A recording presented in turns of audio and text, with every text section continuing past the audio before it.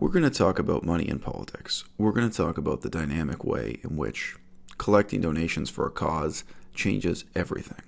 The particular examples we're dealing with may involve YouTube, may involve this unique website called Patreon, may or may not involve veganism. But let me tell you something, folks. A lot of the lessons that are going to be described in this video could apply to almost any cause, almost any movement, almost any YouTuber. So if you're not vegan, if you've never seen this channel before, give me 5 minutes of your time. Let's see where this goes. If we're going to talk about the problems of the money motive in politics, one of the most important things is that we start off being honest about what we are contrasting it to. It's deceptively easy to tell yourself that there is a world of real politics that's separate from a world of fake politics, the fake world being entirely created by the motivations that money bring into the game. The influence money has on politics can't be used to separate something real from something fake. People give donations to real causes all the time. If you read your local newspaper, even something relatively corny, like a young girl gets hit by a car and people donate money to try to help her, this kind of response to a human tragedy. People figure out that the sewage being dumped in the ocean makes it unsafe to go swimming, and people start to gather money together to try to lobby City Hall or the provincial parliament or somebody to try to improve water quality. There can be completely sincere ecological movements of this kind where money's involved, where money is of decisive influence. And indeed, when you look into it in a particular case, it may just be a very small number of wealthy people or even just one millionaire who has a decisive voice in it. And that does not mean your political cause is fake. The influence of money is not the difference between something fake and something real. I'd like to point out, by contrast, if we were talking about architecture. Now, I'm using architecture as an example. I could instead say art or fashion. It's not the case that we can say, oh, over here is the world of real architecture, the pursuit of an aesthetic ideal, the exploration of ideas about structure and form and how to house people and how to design a shopping mall, how to design a church, that takes place on a piece of paper with a pencil. It's a purely philosophical exploration of what architecture could be, should be, or ought to be. And then over here, there's this separate, corrupt world of money being paid for buildings to be created in the real world. No. This is really the opposite. In a sense, you can say the people who just sit down and fantasize about what buildings ought to be with pencil and paper, the people who don't care about what the free market demands, but what customers demand, whether they're building a mall or a church or homes for people, that in a sense, the purely abstract pursuit of architecture, philosophically on a chalkboard or the realm of ideas, that in a sense that's fake. That in many ways, the reality of what architecture is and ought to be is exactly in the interplay between these two things. That you do have theoretical and aesthetic and even philosophical considerations, but that the real world considerations that normally do make themselves felt, that people become aware of because of money, because of the pressure to make money out of architecture, that this is actually something real and positive without an appreciation for which we're not really talking about architecture. Again, we could say the same about fashion, so on and so forth. But there's a second distinction I want to bring in here. There's a difference between architecture and talking about architecture. So there are the companies that actually are involved in the design and construction, but then there's another world of critics, people who appreciate architecture, people who want to discuss and debate what the future of architecture should be, of course, the history of architecture, which buildings were successful or failures, in what way, learning from those mistakes, and indeed, to some extent, they're probably going to want to entertain questions that come out of a purely ideal or idealized or idealizing view of what architecture could or should be. There's going to be some philosophical discussion there. Now, if I were to ask you, where's the money at in this distinction? Is there more money in architectural appreciation, architectural criticism, architectural digest magazine, architectural journalism, or let's just say also architectural documentary filmmaking, people making films about architecture. Is there more money in that world or in steel and concrete actually designing and building structures, shopping malls, houses, churches? We all know where the money is at. And here's the problem. For many of us involved in charity work, politics, aspirations to make the world a better place, vegan or non-vegan, it's the exact opposite. All the money is in talking about politics or making documentary films about politics, and none of the money is in actually making the difference in the real world. So, veganism being an example, we have a situation where somebody can film themselves just even having a fight in the street, yelling at someone. Maybe even, I've seen examples of this, film themselves having a fight with their own parents, having a dispute, talking about veganism. They can upload this to the internet and ask for donations and do fundraising. These types of short film clips can really be your whole career. We have many, many examples of vegans now on Patreon and so on, earning several $1,000s per month. They have a well-funded career, but it's not for veganism itself. Neither veganism as a political enterprise, nor in terms of actually cooking food or baking cookies, or say, a real-world example might be actually helping the homeless, helping poverty-stricken people by making vegan food and giving them for free. You can imagine doing fundraisers for anything like that.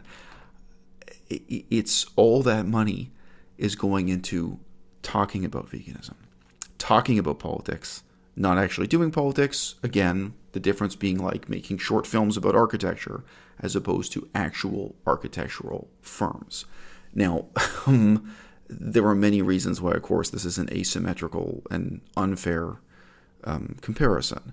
Veganism ultimately is an ethical argument, to some extent an ecological argument, to some extent a health argument, but it's not productive in the same way that building a shelter for people to sleep in is going to be productive and generate revenue. I understand.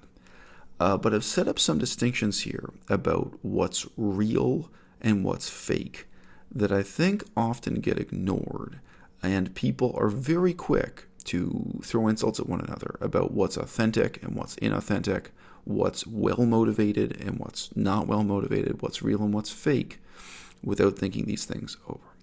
So if we're going to talk about the influence of money in politics, we have to have something to contrast it to. And this is the contrast I'd like to introduce to you, my audience, which is actually the issue of love. It's a very cold kind of love I'm talking about in this video, so I'm going to coin the phrase cold love in parallel to cold charity. Cold charity is an old term in political science. If I sit down and talk with my own mother, this has happened. I saw my mother eating 2 eggs for breakfast. And I happen to know this offhand. If she eats just 1 egg, she's already at 100% of her maximum daily dose of cholesterol. So eating just 1 whole egg a day is not advisable in terms of human health. I'm vegan, so I am biased, but still, just cholesterol alone, it's a huge issue in terms of health. And I can remember sitting there and talking to her and saying, you're killing yourself. I mean, I'm just looking at you eating breakfast right now, and you're putting yourself into an early grave, Now, is that motivated by love? Again, it's a very cold, very peculiar form of love. But when we get into these arguments, whether they're about health, whether they're about pure ethics, or ecology, or a combination of all three, this is something that's incredibly easy to lose sight of, especially in our era when these discussions are being monetized, when they're the basis for fundraising, when they're actually being packaged as a product, as a film clip, as a kind of low-level documentary, to generate revenue directly through YouTube and donations through Patreon. I see a lot of street activism, and even if it's not rude or reproachful or hateful, it does not come from this place of love. I talked about this on my channel maybe more like 2 years ago. I can remember discussions about this issue of the importance of the role of love in politics, and it came up briefly but dramatically in my debate with Maud Vegan about drug policy, where I really challenged her, asking, when you're talking about legislating, about making drugs legal, illegal, and so on, the ethics of drug policy, are you really thinking about this with a sense of love for the addicts themselves? Because it sounded to me like she was talking about passing laws with the attitude of just letting these people die, or even wanting them to die off as quickly as possible. It's kind of very callous indifference to their deaths, as opposed to wanting to do what's in their best interest, acting with a kind of love in principle that I think a legislator has to have towards his or her people. So as mentioned, this has come up before. Let me give you a somewhat salacious but I think useful example. Hypothetically, let's say you meet up and talk to a distant cousin, someone you haven't talked to in 5 years. Could be a cousin, could be a coworker, but I mean somebody you don't know very well, but someone you know for a long time. And in sitting and talking to him about what's been going on in his life since you last seen him, what you discover is that he's boasting. He's boasting about what he's been doing in his private life, and he's fallen into the habit of getting women drunk, plying women with alcohol, going out and drinking. And then when these women are asleep, when they've passed out from drinking so much, having sex with them. And for him and for his circle of friends, or the few people he's told this to, he perceives this as completely normal. Now, for many people watching this video of both genders, this is not a completely hypothetical example. Many people in different cultures, you will have encountered someone with these attitudes. Now, let's say you're having this conversation with your distant cousin, and you decide you're really going to try to challenge his assumptions. Of course, there's a sense in which you can have this discussion, first and foremost and explicitly, for his victims, for his presumed victims, for the women you're imagining who are suffering the consequences of his conduct, right?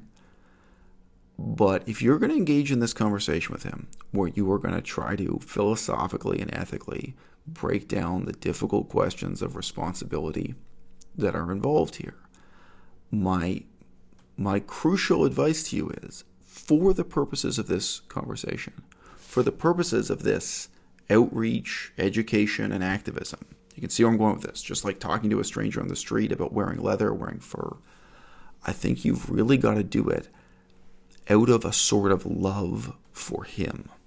Like, look, I'm going to try to explain to you why this is ethically wrong for your benefit. It's for you.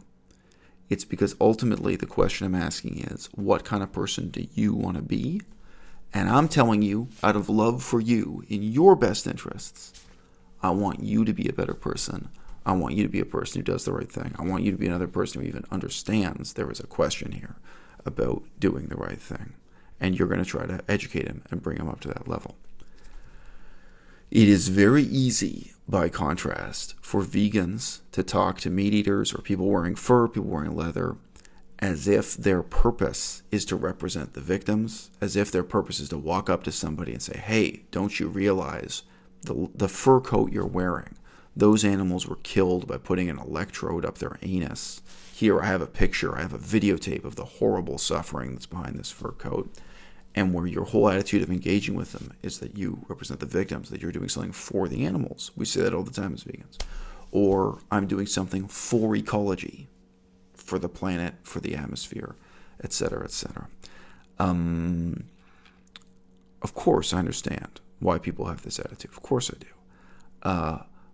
And my point is not that the victims or the ecological consequences don't matter, but there is a discipline that I think is central to real politics, in contrast to fake politics, where we set those things aside and say, okay, I'm going to have this conversation with you for you, for your benefit. I'm going to talk to you about this in a sense to make you a better person. Shouldn't even put it that way. I'm doing this with a kind of love. And indeed, it is a very cold love.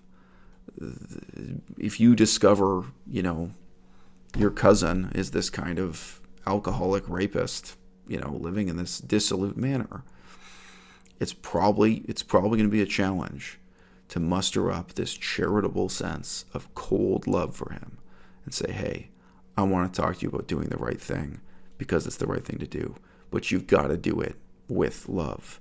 And in the same way, to reach out to people in activism, in politics, and say, I'm doing this out of love for the people concerned, for the person concerned, for you.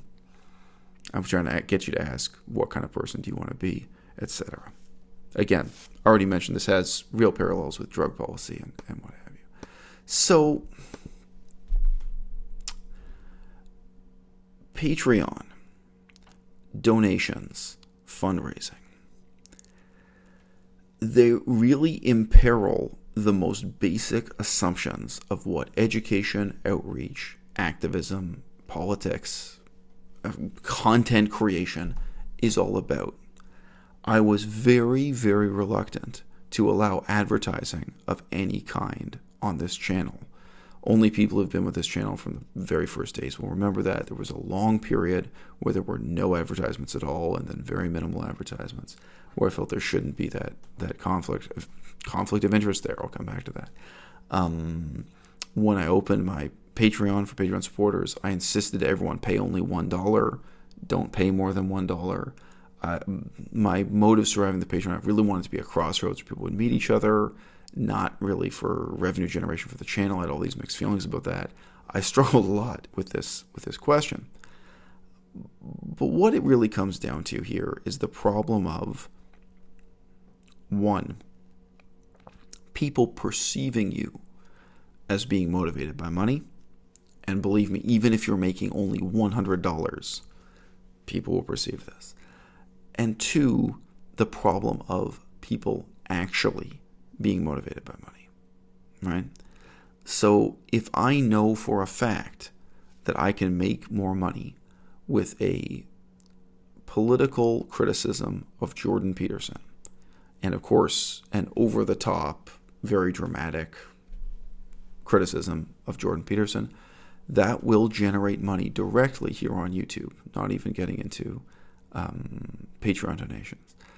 And of course, another video discussing Aristotle, Socrates, Athenian democracy, political philosophy, it's going to generate nothing at all. I am not the kind of person who is motivated by that. And guess what? Probably my very next video coming up, I've got more videos talking about political philosophy of Aristotle from ancient Greece. I'm going to have more videos talking about political philosophy. But when I open up YouTube and it tells me how much money I'm making on each video, which it does, I can see that by far, exponentially, the last video I made saying that Jordan Peterson was an idiot made much more money. Many people, not all, I think most people, they will be strongly influenced by that. Whether or not you perceive them as being influenced by money, you have the reality of being influenced by money, right? And the perception itself, of course, can be a very powerful thing. I got a question from Klaus at Plant-Based News asking me to talk about this issue in particular, how Patreon is changing the game, whether Patreon is a good thing or a bad thing.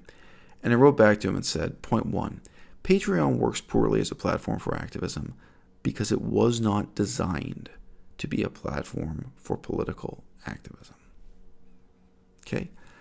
It was designed to replace the tip jar feature on many websites and to be more suitable for the arts. And I note here, the arts really means entertainment, in comparison to crowdfunding websites like Kickstarter. However, the fact that it works poorly for political activism doesn't mean that individual activists have a better alternative. It may be the best option you've got. So let's just mention a project I've wanted to get off the ground for quite some time. I put up a series of videos about a storybook originally written in Chinese. I translated it from Chinese to English, and then other people translated it into other languages. And this storybook, in its way, raises the philosophical question about veganism for children, and for parents to sit down and read it to their children in a way that isn't gory, that isn't scary, that isn't age inappropriate. It's not like showing slaughterhouse footage to small children. And, of course, the next step was to find an illustrator, get the book illustrated, and publish it. Now, I'm not going to tell you it's impossible for me to fund this project through Patreon, through donations, what have you on YouTube. But look, guys, if I go out on the street tomorrow and I have my girlfriend hold a camera and I just start a shouting match with, let's say, a Muslim imam or a Catholic nun about veganism. If I just, I'm using these examples because they'll be more dramatic. If I go out and there's a Catholic nun on the street and we just start yelling at each other like idiots about slaughtering animals for no reason, that one video alone would generate more money, both directly here on YouTube and through donations through Patreon, than, frankly, I'm sorry, but a much, much better idea, something artistic and creative. It's good for the movement and, good for a lot of things, like illustrating that storybook, right? So, coming back to my original image, we're in a situation where real politics, real veganism, real activism, the real movement starts to be consumed, overly influenced. It starts to bend under the influence of this kind of, secondary, what should be an echo of real politics, but increasingly isn't. Increasingly, that comes to take on the misleading appearance of being the real thing. And I say again, the distinction here isn't about money versus no money. Money's a motive in both cases. If I want to illustrate and publish that children's storybook, I'm also going to need to spend money on it. Just to note, when my father died, I thought I was going to inherit enough money to print that children's storybook. My father had 9 kids, and I inherited much less money than he told me I was going to inherit. Well, that's what happens when you have 9 kids. That's the way the cookie crumbles. So in reality, the money I inherited from my father, I pretty much just spent moving back to Canada after living in China for 2 years, and there was nothing there to get that storybook illustrated and published. So that is how that turned out. But whether it's that I'm spending my father's money or asking for donations, both examples, all examples include spending money. And even when you talk about 100% volunteer forms of activism, people are donating time and they're spending money to be there. In reality, even when everyone's a volunteer, there's still questions of money involved. Okay. Point 2, as I wrote it to Klaus, Patreon is vastly superior to conventional fundraising in one important respect. I'm going to say that again. Patreon is vastly superior to conventional fundraising in one important respect. It allows donors to talk to the person they're donating to. You'll never be able to talk to the president of PETA, People for the Ethical Treatment of Animals, nor even the leaders of smaller organizations like Direct Action Everywhere or L214 in the way that my Patreon subscribers are able to talk to me. Okay? You can take any example you want to. If you donate money to the Catholic Church, you don't get to talk to the Pope, right? If you donate money to any given cause, Greenpeace, an ecological cause, a political party, in reality, the level of transparency or just the capacity to ask a question and get an answer, this is unparalleled, what we have going on right here, right now. And, in the past, I did have allegations against my channel. I had allegations that I was motivated by money, and I was able to answer those questions one-on-one, whether it was via YouTube videos, via Skype, via email. I was able to answer people's concerns. And you're very unlikely to get that satisfaction with any other model we have today in terms of, whether you think of this as political activism, entertainment, or in a worrying gray area that mixes the two, okay? My Patreon supporters ask questions, and I make YouTube videos in reply. Sometimes I meet them in person. Sometimes I do conversations via Skype or telephone or whatever. But for the most part, YouTube is our medium here. And this type of interaction has produced some of the most interesting content on my channel, politically, philosophically, and personally. This can create transparency and accountability, or at least it creates the possibility of transparency and accountability. Right? Now, of course, that's not the only reason for people to talk to me, but politically, it's an important one to talk about here. And, in the early days of my channel, people just wanted to know what was my view on abortion, what was my view on feminism, what was my view on a variety of things. And that is a form of transparency in politics that matters. How well do you know the people you're supporting? How well do you know their politics or what they're trying to accomplish or what have you? But yeah, ultimately, if someone, we just had a controversy with Tana Mongeau, if someone wants to come on camera and lie or evade the problem or evade the truth, you can ask them questions. Whether or not their answers are true is, of course, another matter. Okay, number 3 on this list here.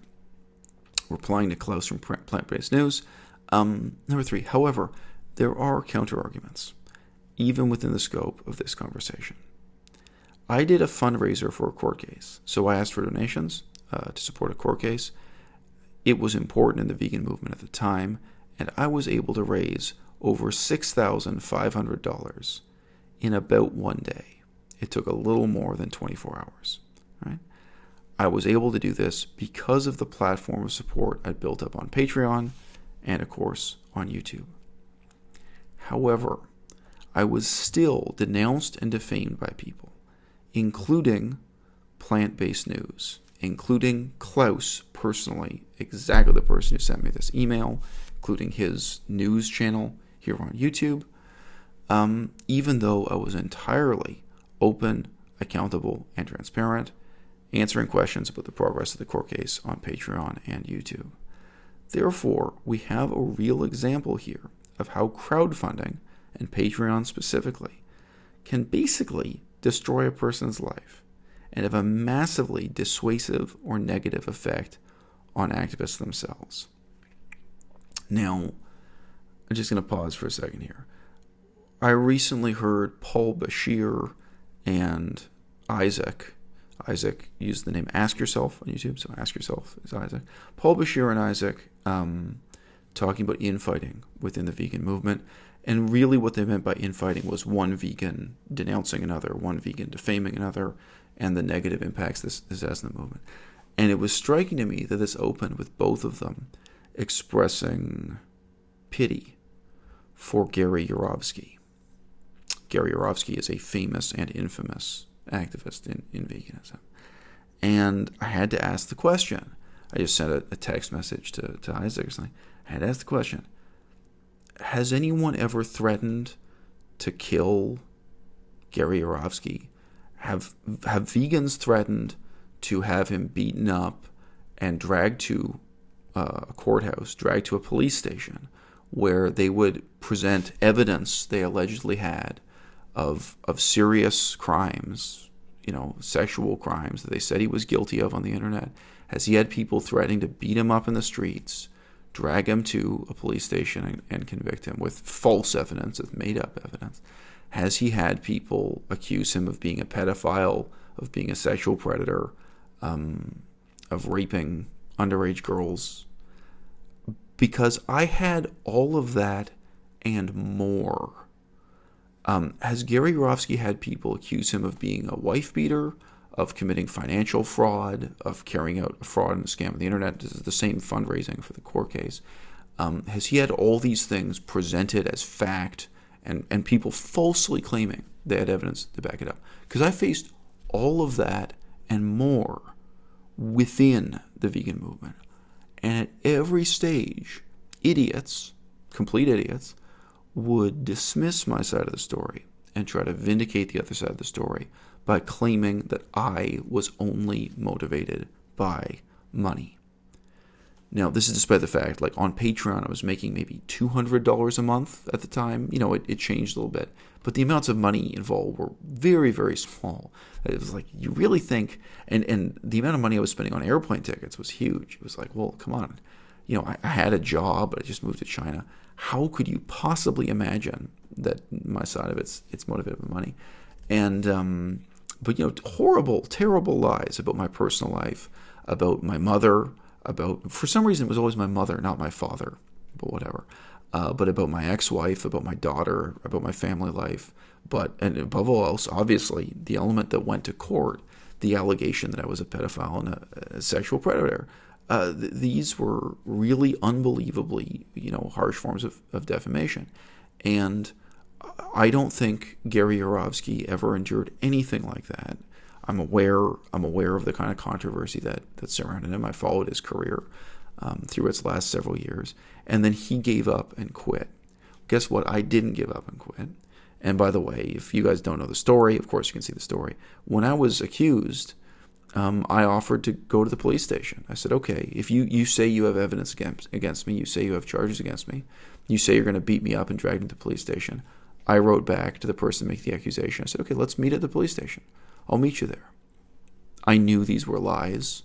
I knew this was defamation. I knew these were false claims being made. And of course, for some mysterious reason, what I was told back in reply was no. They didn't want to go to the police station. They just wanted to meet me and beat me up. So I've faced this kind of violence. I've seen the worst stupidity of the vegan community. And again, when I heard Paul Bashir and Isaac talking about this, I don't know, it's great that you have compassion for Gary Yourofsky. But what I went through was much, much worse. And it shows the danger, the real danger of getting involved with this kind of activism, especially once the money motive is involved, especially once you open yourself up to this kind of criticism because you're generating revenue through donations or through Patreon. Now, in numerous other ways, there are movements being torn apart by allegations and questions about where does the money go.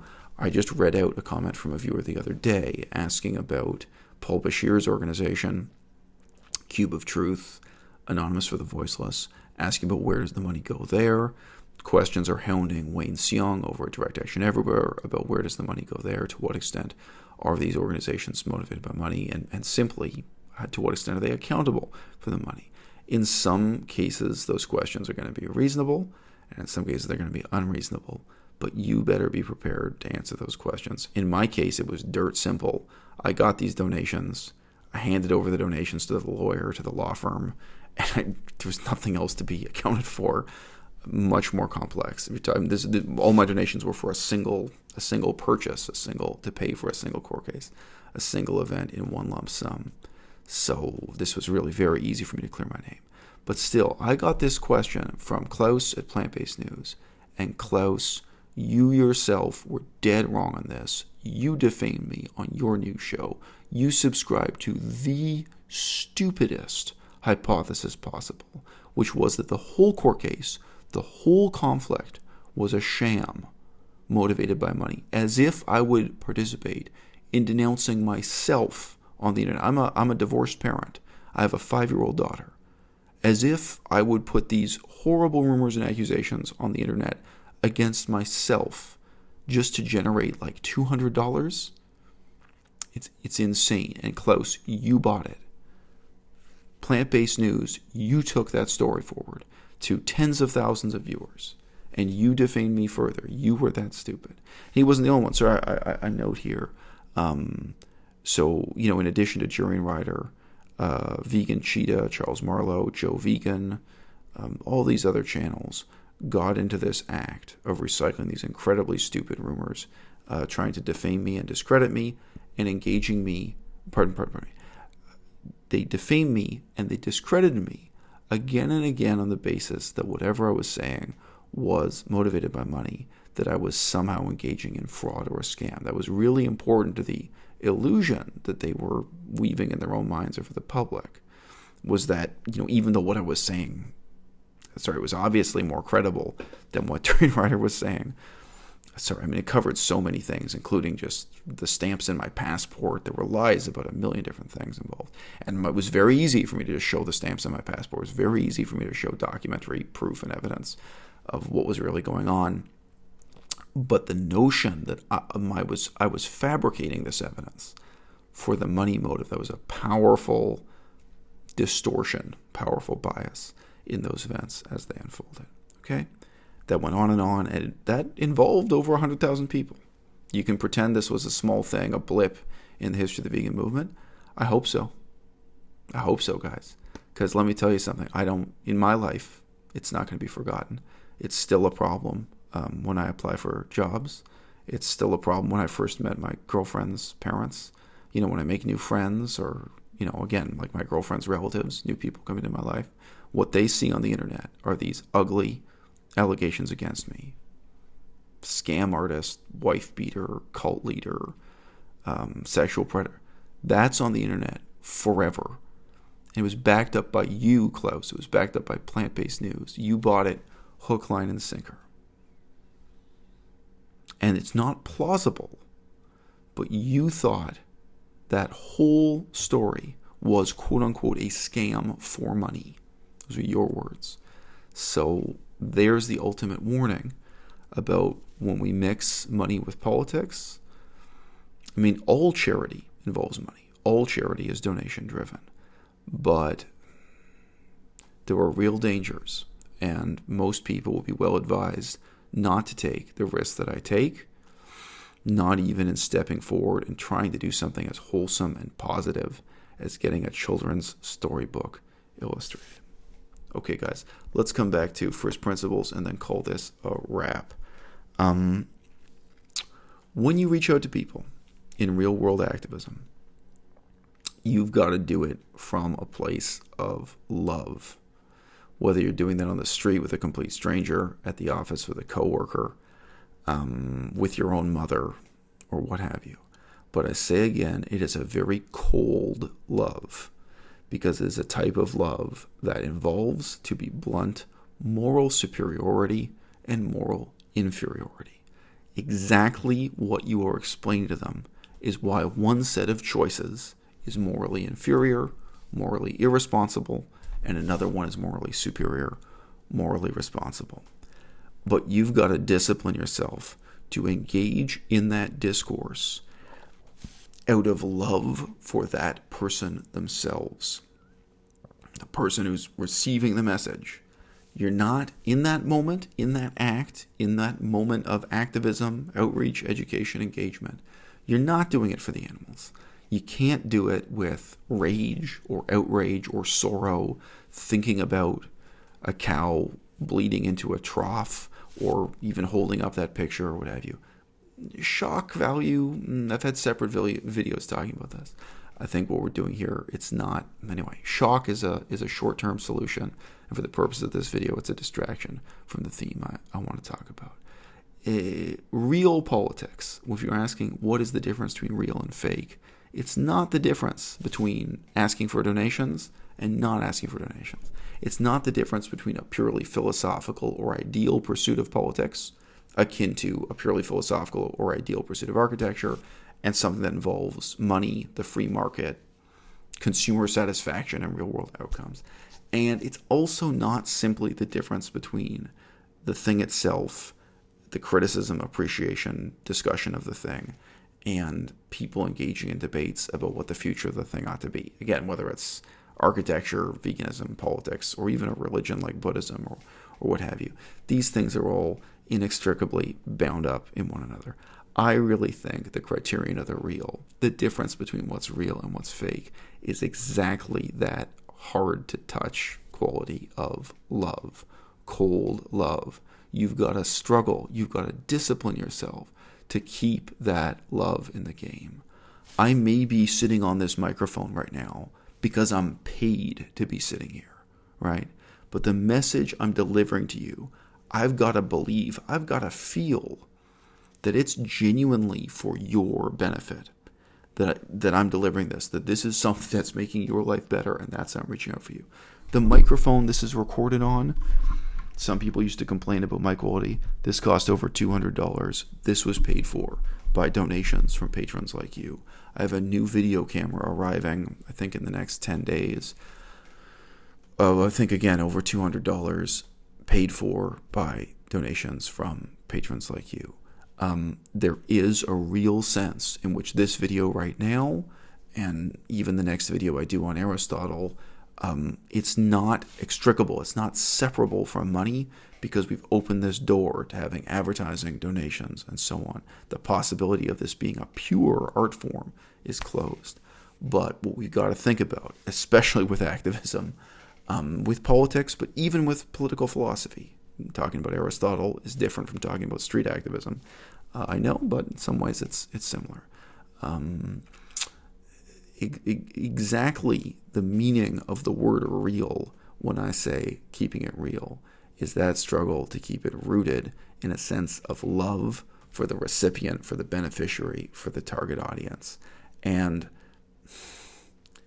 when you can't do that, that's when you need to take yourself off the street. That's when you need to take yourself out of the demonstration or take yourself off camera. And you need to re-examine the tactics, the message you're delivering, who you're delivering it to, and how. Because when you're really honest with yourself, when you're examining what it is you're doing, if it's not motivated by love, from my perspective, it doesn't matter whether or not it's motivated by money, some other set of motives. What you're doing is not real politics, or by my standards, it's not real enough.